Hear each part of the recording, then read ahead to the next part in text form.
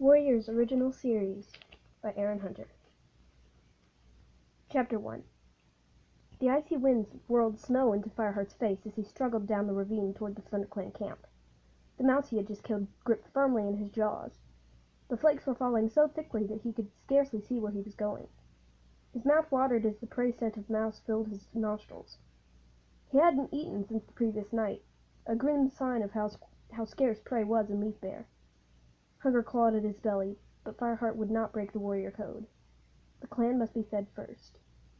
A glow of pride briefly drove off the chill from snow that matted his fur, his flame-colored coat, as Fireheart remembered the battle that had taken place only 3 days before. He had joined the other ThunderClan warriors to help support Wind Clan when the Moorland cats were attacked by the other 2 clans of the forest. Many cats had been injured in the battle, so it was even more important for those who could still hunt to bring home prey. As Fireheart pushed his way through the gorse tunnel leading into camp, he dislodged snow from the spiky branches above, and he flicked his ears as cold lumps fell on his head. The thorn trees around camp gave some shelter from the wind, but the clearing in the center of the camp was deserted. All the cats preferred to stay in their dens to keep warm when the snow lay thick. Broken tree stumps and the branches of a fallen tree poked above the covering of snow. A single line of paw prints crossed from the apprentice's den to the bramble thicket where the kits were cared for. Seeing the trail, Fireheart could not help remembering that he was without an apprentice now, since Cinderpaw had been injured beside the thunder path.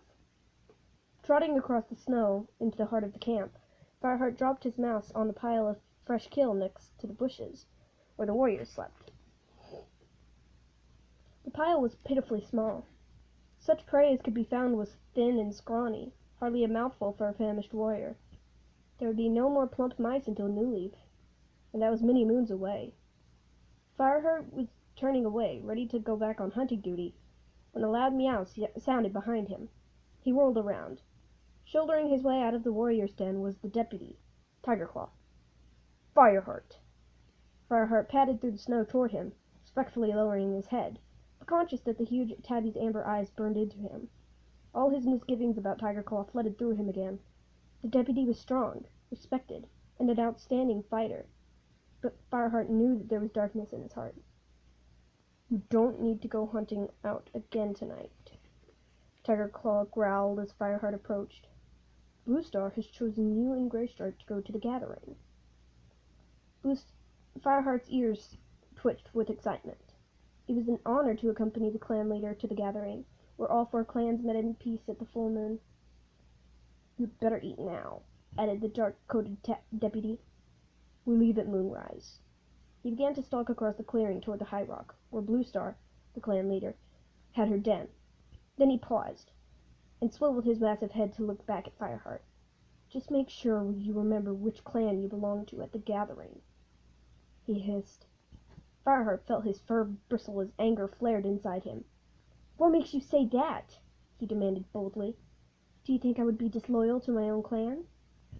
Tigerclaw turned to face him, and Fireheart had tried hard not to flinch at the menace in the cat's tense shoulders. "I saw you in the last battle." The deputy's voice was a low growl, and his ears were flattened against his head as he spat. "I saw you let that RiverClan warrior escape." Fireheart winced, his mind flashing back to the battle in the Wind Clan camp. What Tigerclaw said was true. Fireheart had allowed a RiverClan warrior to flee without a scratch, but not out of cowardice or disloyalty. The warrior had been Silverstream. Unknown to the rest of ThunderClan, Fireheart's best friend, Greystripe, was in love with her, and Fireheart could not bring himself to wound her. Fireheart had done his best to talk his friend out of visiting Silverstream. The relationship went against the warrior code and put both of them in grave danger. But Fireheart also knew he would never betray Greystripe. Besides, Tigerclaw had no right to accuse any cat of disloyalty. He had stood on the edge of the battle, watching while Fireheart fought for his life against another RiverClan warrior, and turned away instead of helping him.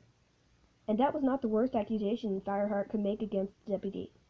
He suspected Tigerclaw of murdering the former ThunderClan deputy, Redtail, and even planning to get rid of their leader herself. "If you think I'm disloyal, Tell Blue Star, he meowed challengingly. Tiger Claw drew back his lips in a snarl and dropped into a half-crouch, sliding out his long claws.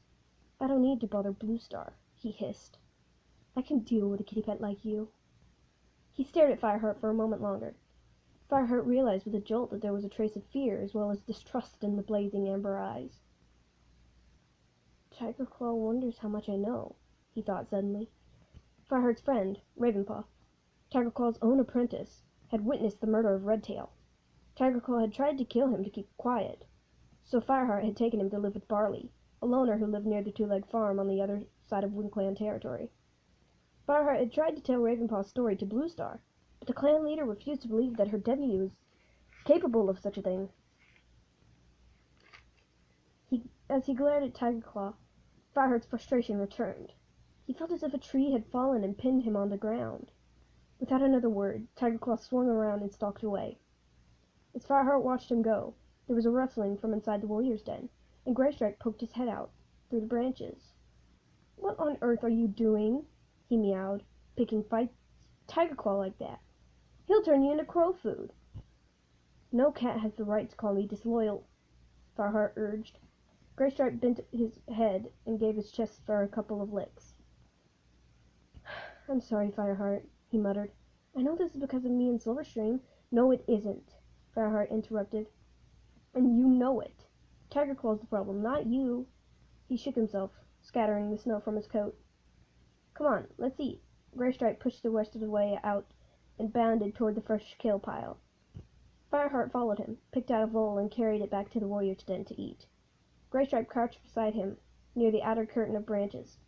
White Storm and a couple of other senior warriors were curled up asleep in the center of the bush, but otherwise the den was empty.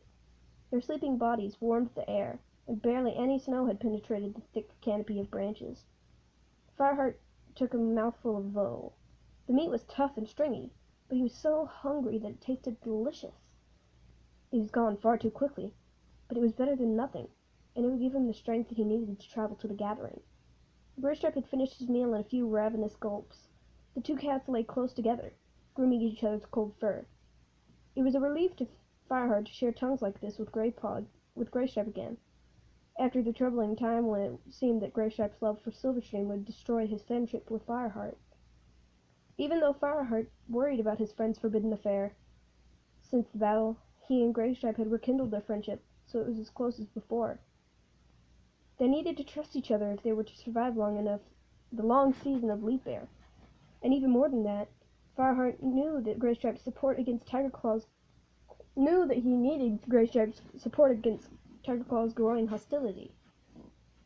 I wonder what news we'll hear tonight, he murmured in his friend's gray ear. I hope RiverClan and ShadowClan have learned a lesson. WindClan won't be driven out of their territory again. Graystripe shifted uncomfortably. The battle wasn't just greed for territory, he pointed out. Prey is even scarcer than usual. RiverClan are starving since the Two-Legs moved into their territory. I know. Fireheart flicked his ears in reluctant sympathy, understanding that his friend would want to defend Silverstream's clan. But forcing another clan out of their territory isn't the answer. Graystripe muttered agreement, and then fell silent. Fireheart knew how he must have felt. It was only a few moons since they had crossed the Thunderpath to find WindClan and bring them home. Yet Graystripe was bound to sympathize with RiverClan too, because of his love for Silverstream. There were no easy answers. The shortage of prey would be a desperate problem for all four clans. At least until Leaf Bear relaxed its cruel grip on the forest. Growing drowsy under the steady rasp of Graystripe's tongue, Fireheart jumped at the rustle of branches outside the den. Tiger Claw entered, followed by Darkstripe and Longtail. All three of them glowered at Fireheart as they settled in a huddle closer to the center of the bush. Fireheart watched them through slitted eyes, wishing that he could make out their conversation. It was too easy to imagine they were plotting against him. Fireheart's muscles tensed as he realized that he would never be safe within his own clan while Tiger Claw's treachery remained a secret. What's the matter? Asked Graystripe, lifting his head. Fireheart stretched, trying to relax again. I don't trust them, he murmured, flicking his ears in the direction of Tiger Claw and the others. I don't blame you, meowed Graystripe.